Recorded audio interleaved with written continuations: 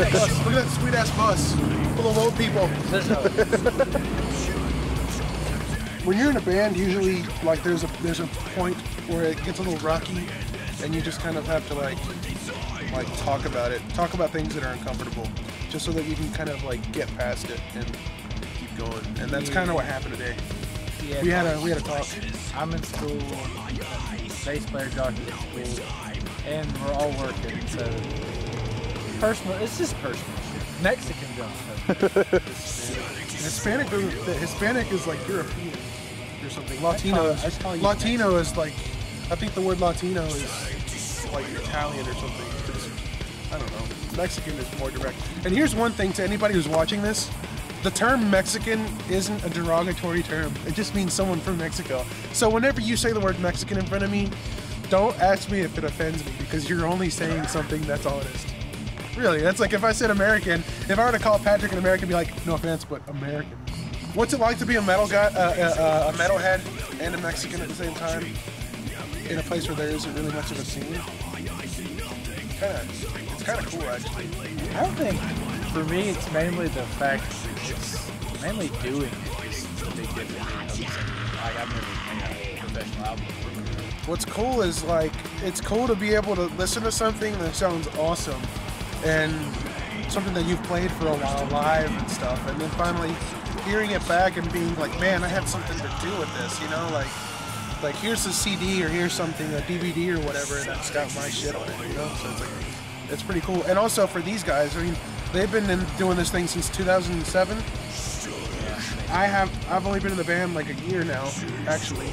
Yep. I think in a couple days it'll be a year since I've been in Necrobomb. Yeah.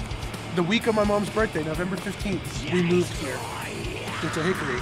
And like 2 days after moving here, I joined Necrobomb. We started practicing with the guys. Yeah, that's what's crazy about it. Like you told me about that the other night. Huh? You told me about that the other night when you guys moved here from what, Chicago? The week I moved here, I was in this band, or at least practicing. I wasn't in the band until I played my first show, and that show was awesome. There was us, Cinnamite, and a film. Facebook, everybody. It's Facebook. Yeah, it was awesome. As I was saying earlier, just the fact that just to be able to say you made an album is pretty impressive. And it's like, I'm not expecting, you know, to get famous and make millions of dollars off this. It's mainly fun for me. And, you know, we talked about it today. It's actually when it gets to the point where it starts feeling like work. I mean, there's work involved, but it shouldn't feel like it. Like, to stay tight and to stay professional, it's work. Because, I mean, if you didn't give a shit, you wouldn't be working at it, and you would just suck. You don't want it to be too much work. You don't want to force anything. And that's kind of what the talk today was about. But I'm just hoping to get, like, I guess, respect or recognition, just to know that I did that, whatever that would be.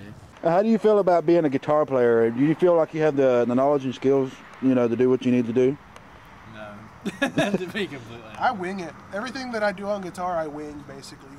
I mean, I have a little bit of education in music, like, you know, like scales and how to build chords and stuff, but everything I learned, I just kind of throw it away and just play. I think skill or talent or whatever, I think true talent is having the ability to do whatever you want to do. So however much talent you have depends on how good you want to be, really. I want to be amazing, of course, but, you know, yeah, I think I'm as good as I need to be, and I'm pretty happy with my skill level. I'd always want to do better, but, you know, I think everybody feels that way, honestly. Elvis Costello. Oh. That's kind of surprising. I don't know. Can't you tell? Can't you tell when I'm up there? I'm just like. Well, my dad brought me up on a lot of like older rock, you know. Like my entire life, my dad's been a big fan of he was a huge fan of Earth, Wind and Fire. He was in a band, I think, back in the day. My dad, he brought me up on a lot of like funk and R&B stuff. And when I started growing up, and I was exposed to like the Eagles, Rolling Stones, Van Halen, and stuff like that. The first guitar riff I remember ever learning, it was like in, I think, 5th or 6th grade. I learned The Wizard by Black Sabbath, and that set it off. I was like, this is awesome, you know? I'm making this with my hands, like what I hear. I said that the first time I made a sandwich. I'm making this with my hands. I'm eating. Yeah. I don't even know. I think it was either The Wizard or Sabracadabra, but I know that both of them were the first riffs that I ever started playing, and it was on this silver Strat that my dad had because he was playing for his church or whatever, and it was like laying around the house all the time, and I was just really bored one night, and I found it, and I was like, hey, I'm gonna mess with this. Is this cool with you? And he was all for it. My dad, he still likes that I play guitar because he played guitar his whole life. I don't know. I was into alternative rock and stuff, like just listening to music. When I started playing, I don't remember really what made me want to start playing. I think it was oh yeah, now I remember. I went and saw Black Sabbath, the original lineup, in 2004 or 5. I can't remember. I went and saw that with the original singer and guitar player of this band, and I was like, I want to do that. I can do that. I want to do that. Yeah, I got a Silvertone Strat about 2 weeks later, I think, and had my uncle show me like a few chords or something, and kind of just took off from there.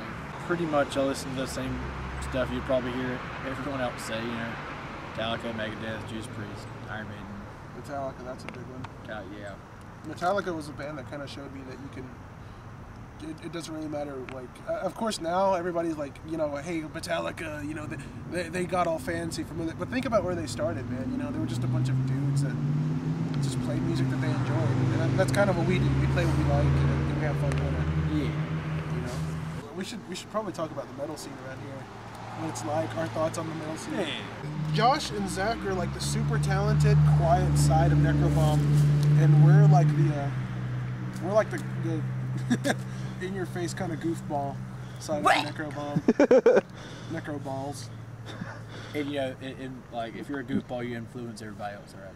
No, if you're a goofball, you're just a goofball. No, the name came from the song Necro Shine by Overkill. It was Preston, Zach, and me, and Jacob, and we just all love Overkill. And that's kind of where the concept of green came from. That and Typo Negative. Mm-hmm. Because it's not like we're copying them or anything.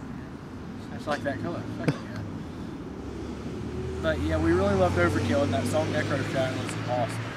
And then it was just like that word's awesome, Necro. Yeah, I like that word. Let's put that in something. It's in Spawn. It means dead people. It's that. And they were like, okay, Necro, what kills people? Necro gun. Necrobum. Necrobum. I'm trying to do Necrobum song.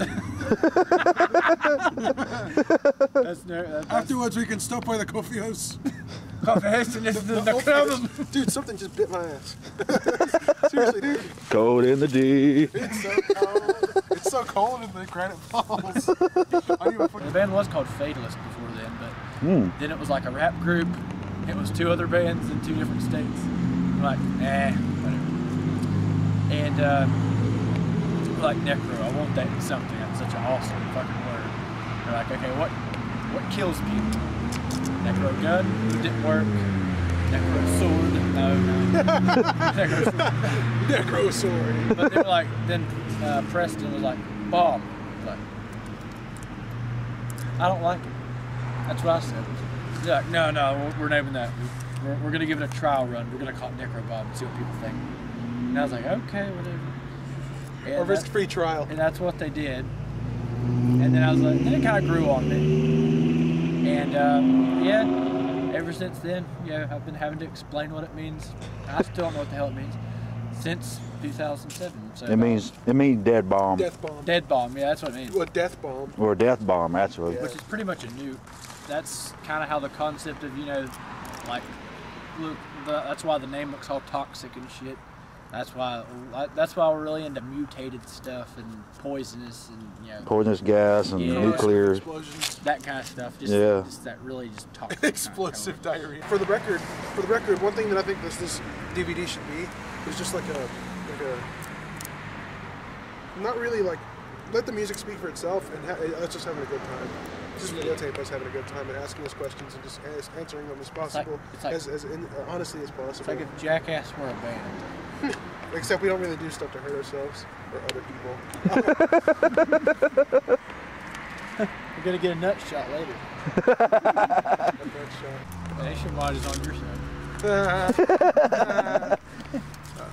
I guess Our state is in your touring would hands. be cool. I would like to tour.